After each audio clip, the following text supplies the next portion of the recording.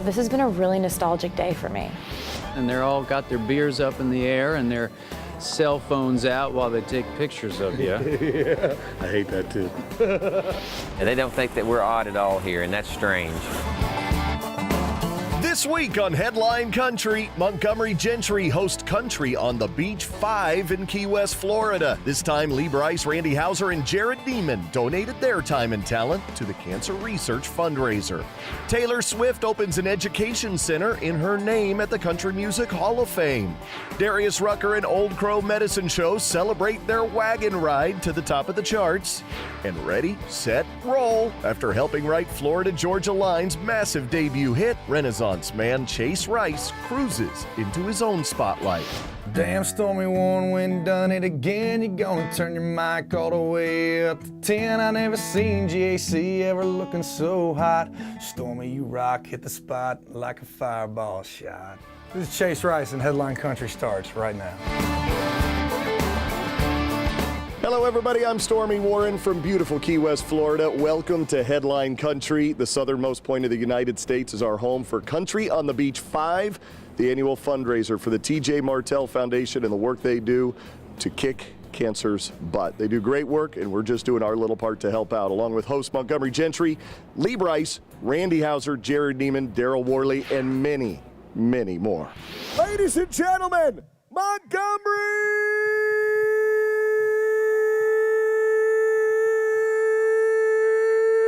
Gentry! This is a very dysfunctional island. It's a perfect home for us. Perfect. Yeah, they don't think that we're odd at all here, and that's strange.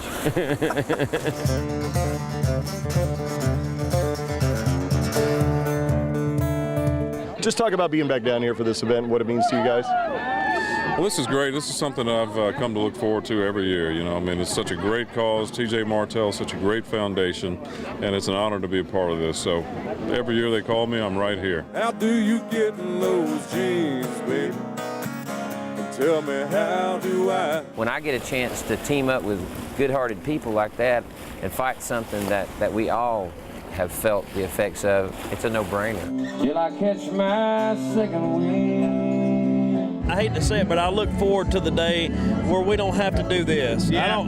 Not that we'll find a reason to come do this, but I look forward to the day whenever we figure out how to defeat this cancer is ugly, and the people that have dealt with this terrible thing. I mean, they have the spirit that we have tonight. They're all we're not dying, we're living, you know, and that's kind of what we're down here to make sure we keep that thing going, you know. I mean, that's what it's about. Lover, you don't treat me. Oh, settle down. You'd be surprised when I look at the group as a whole. Like when I first started out, how many of these people were like original fan club members of Daryl Worley and Friends, and that feels really great, because it's like we've been through the whole journey together, and now it's like we get to do this little cool hang thing in this dysfunctional place with all of our dysfunctional friends. Coconut lotion, cheer by the ocean, just sit back and take it all in. Hey, I got the fever, I need to breathe again. The fans and the artists mingle together at this event. This isn't a separatist thing. This is I mean, everybody's one group. The fact that we get here to play music and, like you said, see our buddies, and hey, they support us, and then they support the things that we're a part of, and so we're so lucky to be a part of that. Cause there ain't no party like the pre-party, and after the party's the after-party, parking lot party. it doesn't happen in Nashville much, and so every once in a while we get lucky enough to run into each other out on the road, and very rarely do we actually have a good cause to be together. The theme of the Sandcastle Building Competition is your favorite song from an artist who is performing a country on the beach. We have chosen Montgomery Gentry's monster hit, Where I Come From, and we're going back to the roots of where we all come from. This is after How Do You Get in Those Jeans? That's the genius idea that we came up with. I'm just making a big pile over here and hoping that through some kind of cosmic miracle, it'll turn into something, really, seriously. What's the secret? Having somebody that's got a Home Depot shopping cart. Darryl Worley, congratulations. You have won the sand sculpture competition. We won it. We won first place. We won this thing, baby. First thing I've ever won. I think this is bigger than a CMA award. Somebody's got to be number 2, and if it's us, then it's us. But no, we had a great time building this, and it was a lot of fun, and it's all about raising the money. So We're so thankful that you let us all come, invited us out to this. Proud to be part of it. I agree. This is for cancer research. Lee is hot, and yes, he wants to jump in the pool, but he knows we're trying to raise money for a great cause. $500 right there.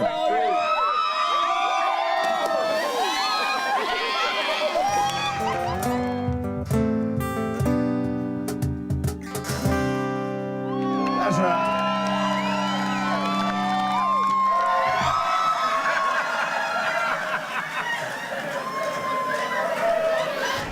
To find out more information about Country on the Beach and the work we do for the TJ Martell Foundation and to sign up for next year Country on the Beach 6, go to countryonthebeach.com. We'll be right back.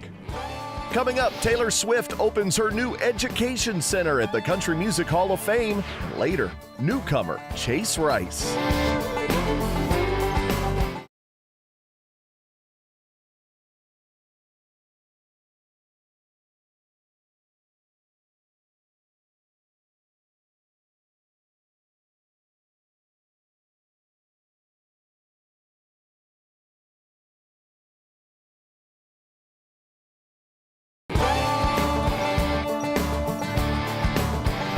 Well, if you've ever been to Key West, Florida, you know that time virtually stands still here. But off the island, the world continues to spin. Here's some of the top stories making country headlines this week. Less than 2 weeks after wrapping the U.S. portion of her 66-stop sold-out Red Tour, Taylor Swift was back in her hometown of Nashville for another slew of honors, including the grand opening of the Taylor Swift Education Center at the Country Music Hall of Fame. It's been a really long tour, and it's been really busy and hectic, and I haven't been able to be home much, so getting back to Nashville and visiting this exhibit is so exciting. The Interactive Learning Center was made possible by Taylor's $4 million donation, the largest individual artist gift in the Hall of Fame's history. I think one of the most important things about music education is interaction. You're not as much just learning about things in a book, you're touching a guitar, you're understanding how things work, you're building the muscle it takes to actually play an instrument. I think that's such an important part of learning what music is, and this classroom experience, this education center, has these instruments available for kids to actually pick one up.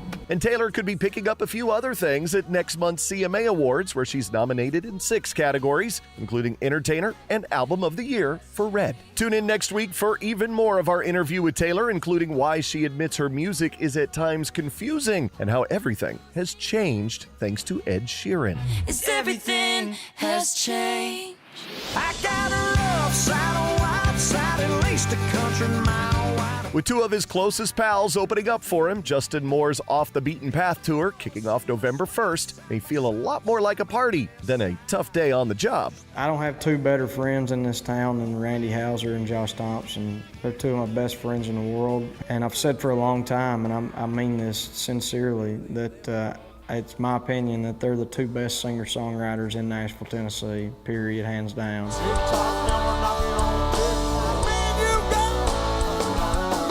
And while the 3 may be running out of moonlight, the boys are mainly worried they might run out of something else on the 57-date jaunt. I don't think the liquor sponsors are lined up to say we're going to provide everything. I mean, you know, that'd be dangerous for any liquor company. Well, that's why nobody wants to sponsor us, because that's a going out of business plan early right there. But I don't want good and I don't want good enough. I want can't sleep, can't breathe without your love. Good or good enough is something that is not in Hunter Hayes' vocabulary. So when his latest song, I Want Crazy, shipped to radio, the young musician didn't stop until he took it all the way to the top, landing his 3rd consecutive #1. Walked in with this idea of let's talk about a crazy love, and let's say that it's okay to be crazy in love. Call it what it is. If it's love, it's love. And nobody's going to stop you, and nobody should stop you, and you shouldn't let anybody stop you. Being one of only 4 country artists in the past 5 years to have their debut album certified platinum and currently have 2 songs among the top 10 selling country singles of 2013, Hunter still has a hard time wrapping his head around all of his success. And I just found out about this before I woke up, so it's just like, okay. It's freaking nuts. I don't know. It's crazy. Sorry, no pun intended, I promise.